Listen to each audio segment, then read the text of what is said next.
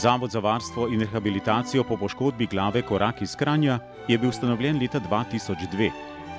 Ustanoviteljica Mateja Korošec se je pri svojem delu na Zavodu za varstvo in rehabilitacijo po poškodbi glave Zarja v Ljubljani dnevno srečevala s stisko poškodovancev in njihovih svojcev iz drugih delov Slovenije, ki zaradi oddaljenosti niso imeli možnosti vključitve.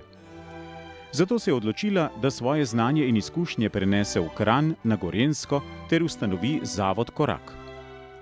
Svojo dejavnostjo in pravimi ljudmi, zagnanostjo, pozitivnim pristopom in odličnim strokovnim programom je Zavod Korak zgled v okolju. Verjamejo, da je še en korak več v množici korakov v življenju lahko polepša dan tistim, ki jim je en napačen korak spremenil pot, po kateri so hodili. Kranj imamo radi, ker čutimo, da smo del njega, ker čutimo, da nas spoštujejo in nam stojijo ob strani in nas imajo radi.